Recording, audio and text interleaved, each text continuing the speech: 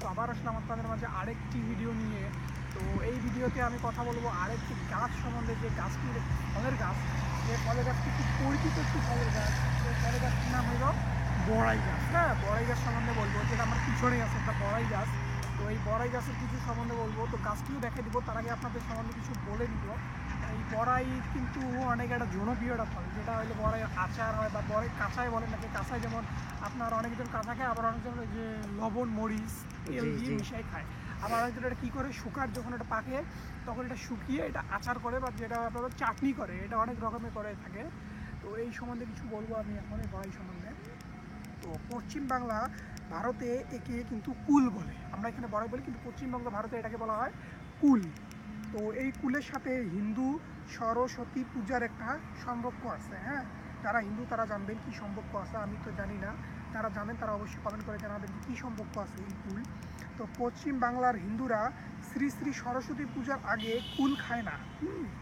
তো সরস্বতী পূজার দিন মা সরস্বতীকে কুল নিবেদন করবার পরে তারা কুল খায় বা কুল খাওয়া যায়, এই এটাতে তারা মানে আর কি হিন্দুরা।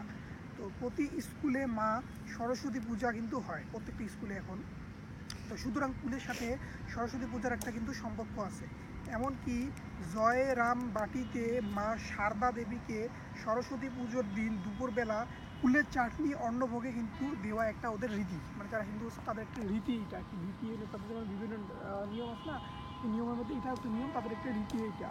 তো ক্রান্তীয় এবং উপক্রান্তীয় অঞ্চলে বড়াই বেশি জন্মে। হ্যাঁ, তারা ওইখানে দেখবেন প্রত্যেকটা এলাকায় এলাকায় প্রত্যেকটা ঘরে ঘরে বেড়ায়, প্রত্যেকটা জায়গা থেকে বড়াই গাছ আছে। তো এর আদি নিবাস হলো আফ্রিকা, কিন্তু বর্তমানে এটা বাংলাদেশ, ভারত, আফগানিস্তান, চীন, মালয়েশিয়া, অস্ট্রেলিয়া এবং প্রশান্ত মহাসাগরের কিছু অঞ্চলে কিন্তু এখন প্রচুর পরিমাণে বিস্তার লাভ করতেছে। কিন্তু সর্বপ্রথম এটা পাওয়া গেছিলো আপনার আফ্রিকায় সর্বপ্রথম পাওয়া গিয়েছে। কিন্তু আফ্রিকা থেকে এখন সবচেয়ে বেশি হয়, আফ্রিকার চেয়েও সবচেয়ে বেশি হয় আপনার হলো বাংলাদেশ, ভারত, আফগানিস্তান, চীন, মালয়েশিয়া, অস্ট্রেলিয়া এবং প্রশান্ত মহাসাগরের যেসব অঞ্চলগুলো আছে, কয়েকটা অঞ্চলও আছে, সেই সব অঞ্চলে এখন এটা বেশি হচ্ছে। হ্যাঁ, তো উত্তর ভারতের প্রতিটি